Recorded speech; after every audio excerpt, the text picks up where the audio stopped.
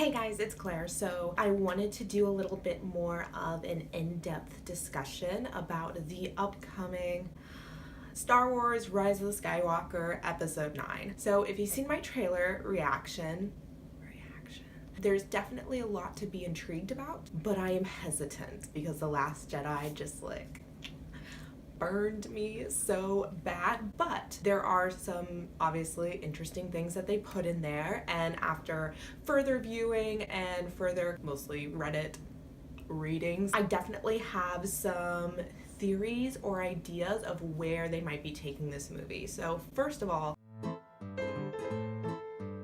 I'm going in with the assumption, as I think a lot of people are, that this movie is going to be doing a lot of retconning The Last Jedi.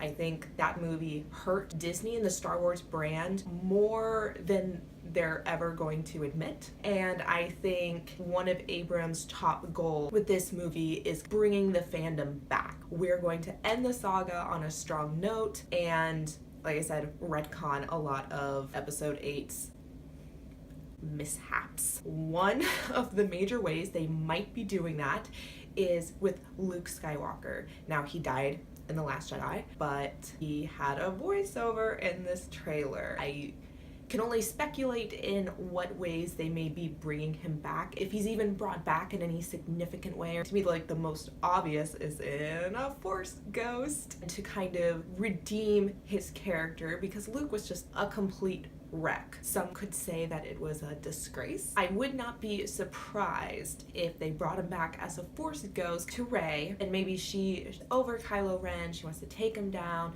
done with him, doesn't care if he lives or dies, and he kind of comes back as this little Force ghost, no, there's good in everybody. I saw good in Darth Vader and I brought him back. Don't give up on him. Don't fail him like I have. You need to try and bring him back to the light. To me, that'd be the most obvious way to both redeem his character and, keep him involved in the movie. I think there's also a possibility that he could make a little Force Ghost appearance with Kylo Ren and kind of maybe talk to him and be like, I'm sorry, I failed you. I should have believed in you more. There's still so much good in you. And maybe Ben could be haunted by Luke's ghost. That's a little crazier, but it's not outside the realm of possibility. I also think the Force Ghost could be how Plagueis or Darth Sidious comes back, because I sure as heck hope he isn't coming back as a full character, because he was incinerated. He blew up. Although it would be kind of funny if they pulled Doctor Who in that one episode with the crazy face lady. Hydrate me. Only it's Plagueis' ugly face. This is wild, but I just don't know how else these characters could be brought back, or why they'd be brought back. Is he going to be a major villain, or is he just going to come and terrorize Kylo and or Rey? Because he could also be heh, Rey. I don't really know how threatening he can be as a Force ghost, unless he's tempting Kylo to stay on the dark side. Although, so there's that shot of Kylo's helmet being put back together. I assumed that it was Kylo being the force behind putting that helmet together, and someone mentioned in the comments that's not Kylo's arm doing it. And then if you look in the background, I only saw this in a still, there's another Kylo Ren looking helmet. So what I think we're actually seeing is the Knights of Ren. Either Kylo went to them, or they're going to Kylo. They're trying to get him involved, or he's trying to get them involved in his new regime, or they're trying to pull him back to the dark side, or maybe somehow they're involved with Darth Sidious. And Plagueis coming in makes this weird, because it's just how much of a factor is he going to be in the plot? Is he actually the new bad guy? But maybe the Knights of Ren worshipped him or figured out a way to communicate with him beyond the grave, and he's basically filling in as the new Snoke, but beyond the grave. Speaking of Kylo, when you watch the trailer, at least for me, I immediately assumed that Rey was fighting Kylo in his TIE fighter. But what people have pointed out in the comment section was that, what if they were training?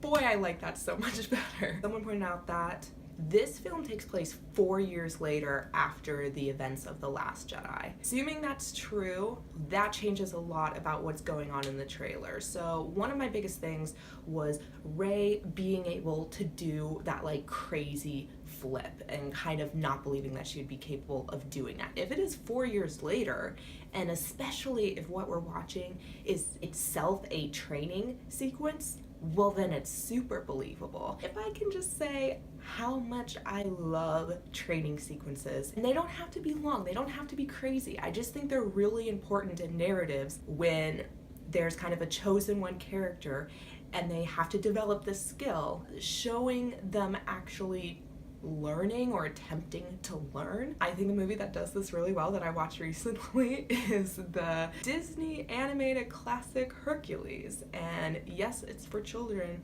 and yes, it's a musical, but they do the training sequence really well because it takes up 2 minutes of the movie. It's Phil singing his song, and Hercules obviously has a gift and some raw talent, but it needs to be refined, and he fails and fails and fails until he finally succeeds, reach the pinnacle of his skill set until he goes out into the real world, and then he still struggles. I'm not trying to suggest that The Last Jedi or any of these Star Wars movies should do that verbatim. I'm just saying that they did this sort of like really well done training montage in a very short amount of time. So I'm not even saying that training needs to take up the entirety of the movie or the majority of the movie, like kind of what they did in episode 6, but it does a lot for the audience, or it does a lot for me, where I'm going, oh, I believe now that that character is capable of doing all these crazy things because I saw that they trained under a master. Because in The Last Jedi, we got her barely training with Luke for like a minute,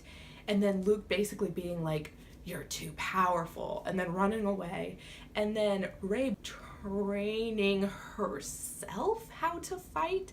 It was just very unsatisfying, and personally did not necessarily think Rey was a Mary Sue.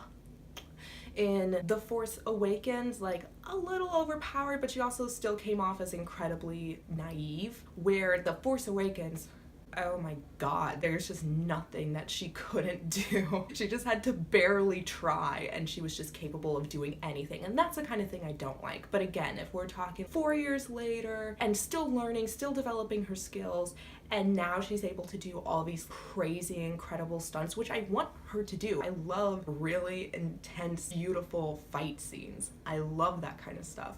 I just want it to be believable on a character level, because then it keeps me in the movie. When characters start doing things that don't seem possible in their skill set, it distances me from the story. It takes me out of what I'm watching. That's why my immediate gut reaction to the trailer was like, I don't believe this is possible, because I'm going off of the training that I saw her have in The Last Jedi. But if we got some time, we got some distance, we maybe have like a mentor, now anything's possible. And speaking of Rey, I actually did really want to talk about her outfit. There may be something there. I saw 3 photos side by side of her outfits in these 3 movies, and it might seem silly to read so much into characters' outfits, but I think Star Wars puts a lot of stock into how characters are dressed and that there's a lot of meaning behind it.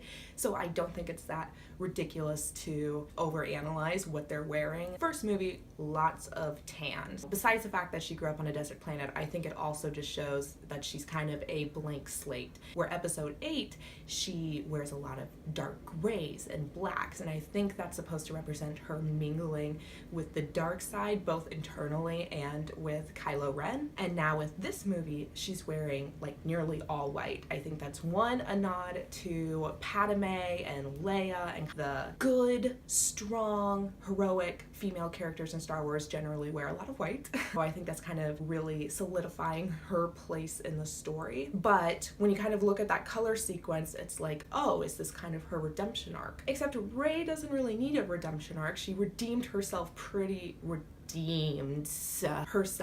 solidly in The Last Jedi, where she dipped her toe into the dark side, kind of sort of became flirty friends with Ben, and then very quickly was like, nope, I'm a good guy. And we never questioned whether Rey was going to be a good guy or not. So it's not that Rey herself needs to be redeemed, but what if it signifies that Rey is the redeemer? The redeemer of what? Well, the redeemer of Jedi, since I think The Last Jedi was kind of to signify the fall of these protectors, and she could be the redeemer, the one that starts a new Jedi generation, but also the redeemer of Ben Solo. If I'm looking at the TIE fighter flippy montage as them training together rather than them fighting each other, it kind of goes along with that, like maybe Ben's gonna come back, which is what I want more than anything is a Ben Solo redemption arc. That would be great. So let me guys know in the comments below if there was anything else that you've noticed or heard about, any of your own fan theories. Obviously, this is all just speculation. I'm trying not to get my expectations up too high, although upon rewatch the trailer, it interests me, it makes me excited, it gets me a little hyped. Thank you so much for watching. Make sure to give this video a thumbs up and to subscribe. That helps me out the most, and I will see you guys next time. Bye.